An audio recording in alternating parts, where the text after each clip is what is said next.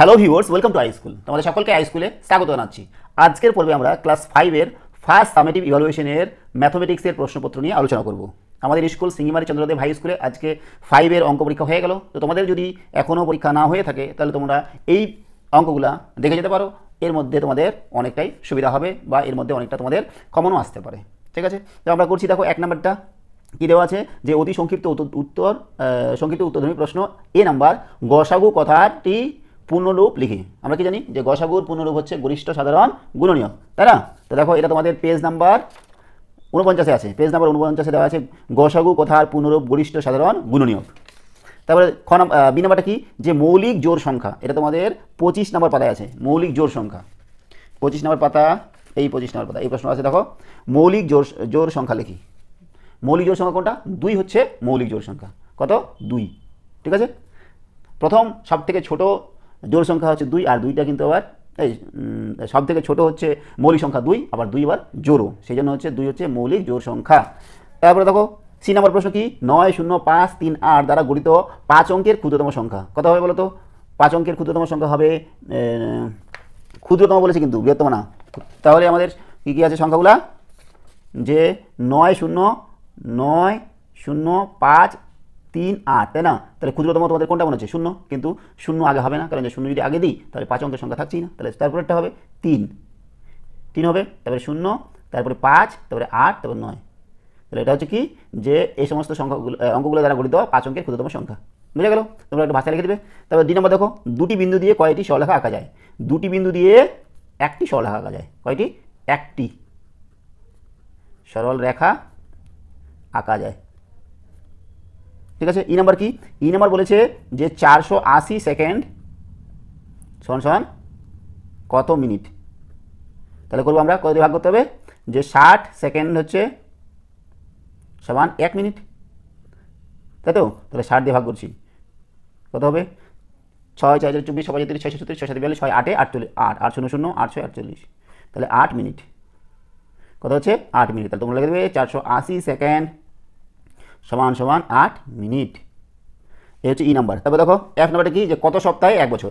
52 সপ্তাহে। তোমরা লিখে দেবে যে 52 সপ্তাহে 1 বছর, ভাষা লিখে দেবে। তারপরে দেখো জি নাম্বারটা কি বলছে? 7523 সংখ্যাটিতে 5-এর স্থানীয় মান কত? কত সংখ্যাটা? যে 7523। দেখো কার ঘরে আছে? এটা একক, দশক, শতক, হাজার, শতকের ঘরে। তাহলে 5-এর স্থানীয় মান কত হবে? 500। লিখে দেবে যে 5-এর স্থানীয় মান এখানে 500। তারপরে দেখো এইচ নাম্বারটা কি যে ফাঁকা ঘরে গ্রেটার দেন লেস দেন চিহ্ন বসাই। কোনটা বড়? এটা হচ্ছে 73,040, এটা 74,030, তাহলে এটা বড়, তাহলে এই চিহ্ন হবে এদিকে। বুঝে গেল? তবে দেখো কথায় লিখি কত আছে? একক, দশক, শতক, হাজার, অযুত, লক্ষ, 7,95,637। তাহলে লিখতে হবে আমাদের 7,95,637। লিখবে তোমরা 7,95,000, 7,95,637, তাই না?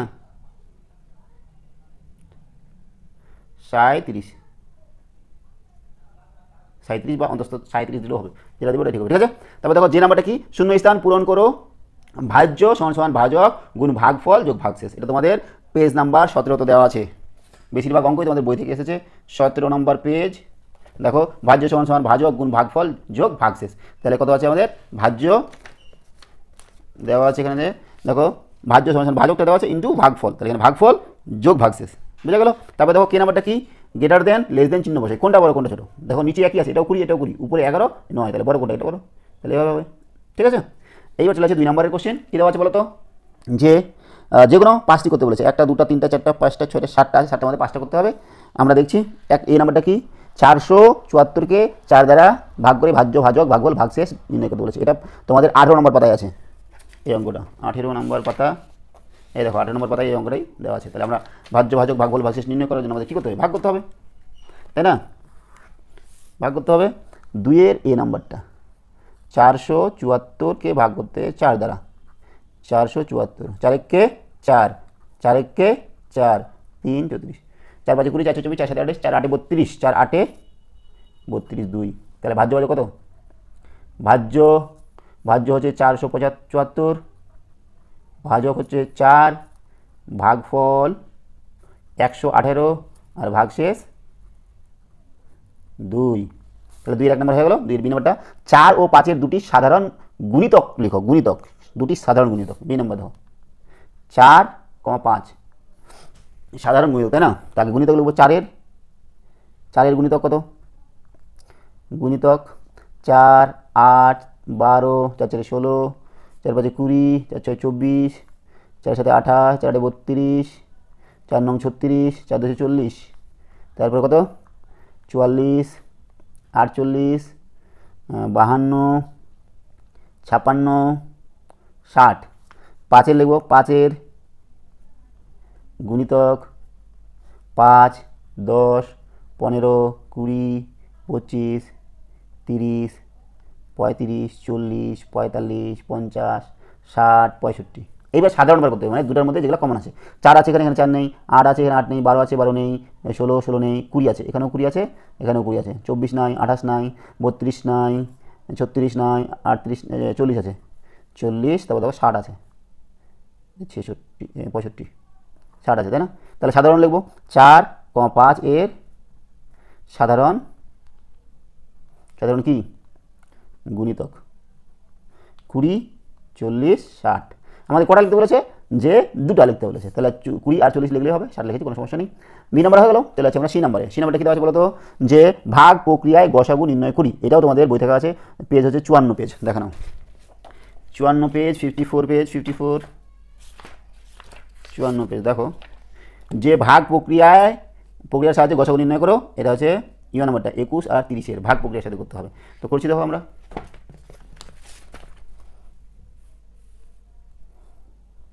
সি নাম্বার না, 2-এর সি নাম্বার কত 21 আর 30-এর। দেখো 21 ভাগ প্রক্রিয়া করতে বলছে, তাই না? কীভাবে করতে হয়? 21 একে 21 হলো, তারপর কত? 10 থেকে 1 দিলে 9, হাতে 1, 3 3 বলে 0, 9কে আবার 21, 9 দিয়ে আবার 21কে ভাগ করতে হবে।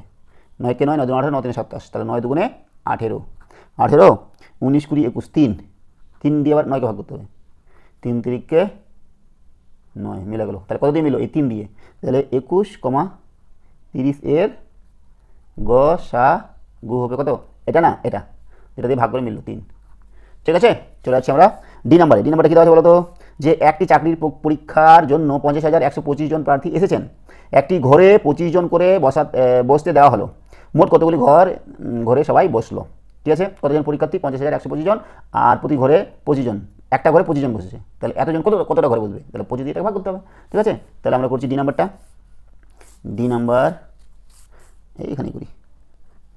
আচ্ছা, মোট চাকরি প্রার্থী, না? মোট চাকরি প্রার্থী হচ্ছে কত? 50,125 জন। একটি ঘরে বসে কতজন? 25 জন। তাহলে 25 দিয়ে ভাগ করছি এটাকে। 50, 1 2 5, 25 1কে 25, 25 দুগুণে 50, 1 নামলো, যাচ্ছে না, তাহলে আমাদের আরেকটা শূন্য নিয়ে 2 নামাতে হবে, তাও যাচ্ছে না, আবার একটা শূন্য নিয়ে 5 নামাতে হবে। 25 5 125 মিলে গেল। তাহলে কতগুলো ঘর লাগবে? 2005টি ঘর লাগবে। অতএব 2005টি ঘর লাগবে। এই হলো আমাদের ডি নাম্বার। ঠিক আছে, তারপরে চলে আছে ই নাম্বারে। কী বলেছে? যে সর্বাধিক কতজনের মধ্যে 22টি গোটা লিচু ও 66টি গোটা কালোজাম সমান ভাগে ভাগ করা যাবে? এটা আমাদের কী করতে হবে? গসাগু নির্ণয় করতে হবে। ই নাম্বার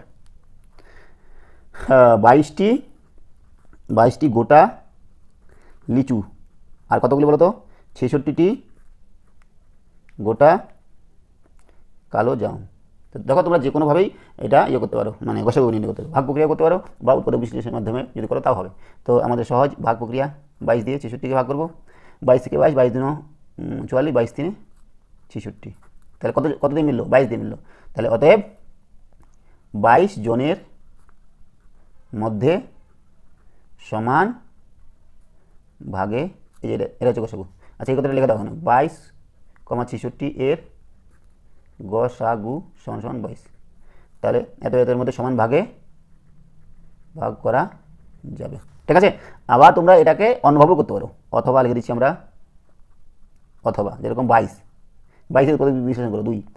22 আমাদের 11, 11কে 11, আর 66 দেখো 2 দিয়ে করলে 2 33, 3 দিয়ে করলে 11, আবার 11 দিয়ে করলে 1, তাহলে 22 সমান কী লেখা যায় 2 গুণ 11 গুণ 1, আর 66 সমান কত লেখা যায় 2 গুণ 3 গুণ 11 গুণ 1। তাহলে দেখো এদের মধ্যে যেগুলো কমন উৎপাদক কোনটা কোনটা 1 1, 11 11, 2 2, তাহলে অতএব লিখবো আমরা অতএব 22,66 এর গসাগু সমান কত 2 গুণ 11 গুণ 1, 11 দুগুণে 22, 22 একে 22, তাহলে এটাই হচ্ছে আমাদের গসাগু। তাহলে লিখবো অতএব 22 জনের মধ্যে সমান ভাগে ভাগ করা যাবে। বুঝা গেল?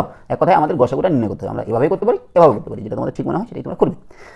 চলে গেল আমাদের ই নাম্বার। এবার চলে আসছি এফ নাম্বার।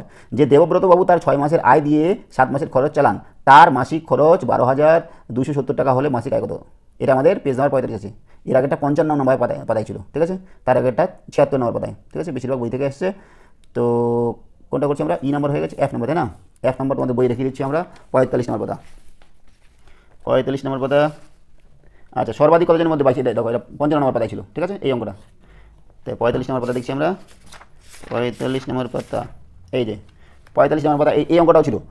840 সেকেন্ডে কত মিনিট, এটাও ছিল, ঠিক আছে? আচ্ছা, দেবব্রত বাবু তার 6 মাসের আয় দিয়ে 7 মাসের খরচ চালান, তার মাসিক খরচ এত টাকা হলে তার মাসিক আয় কত? 5 নম্বর অঙ্কটা কম আসছে 45 নম্বর পেজ থেকে। করছি আমরা।